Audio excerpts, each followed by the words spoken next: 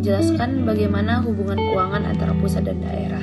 Adapun video ini saya buat untuk memenuhi tugas mata kuliah Politik Keuangan dan Anggaran Umum.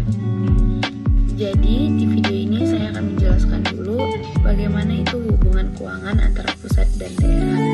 Jadi hubungan keuangan antara pusat dan daerah ini merupakan bagian kerangka desentralisasi fiskal di Indonesia. Hubungan ini mencerminkan pembagian tanggung jawab dan sumber daya antara pemerintah pusat dan pemerintah daerah untuk mendukung pelaksanaan otonomi daerah.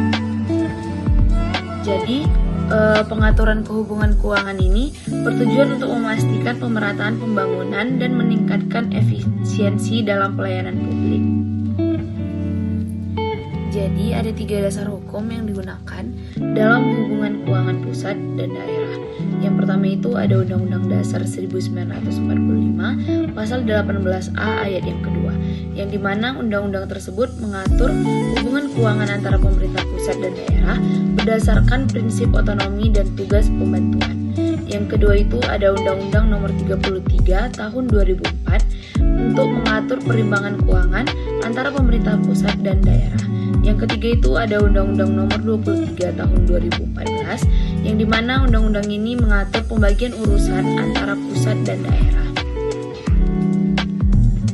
Selanjutnya, sumber pendapatan daerah itu dapat terbagi menjadi 3 kategori utama. Yang pertama itu pendapatan asli daerah atau PAD, seperti pajak daerah, pajak kendaraan bermotor, dan pajak hotel. Yang kedua itu ada restribusi daerah, misalnya seperti biaya parkir dan pelayanan kesehatan. Lalu, hasil pengelolaan kekayaan daerah seperti pendapatan dari badan usaha milik daerah atau BUMD, dan pendapatan sah lainnya seperti bunga deposito daerah. Lalu yang kedua ada dana transfer dari pusat. Yang pertama itu ada dana perimbangan, terdiri dari dana alokasi umum atau DAU, dana alokasi khusus atau DA, dan dana bagi hasil atau DBH. Reformasi yang diperlukan dalam hubungan keuangan pusat dan daerah ini ada 4. Yang pertama itu peningkatan PAD. Daerah perlu meningkatkan kemampuan untuk mengelola pajak dan restribusi secara optimal. Yang kedua itu ada revisi formula DAU. Formula distribusi DAU harus lebih adil, mempertimbangkan kebutuhan spesifik daerah.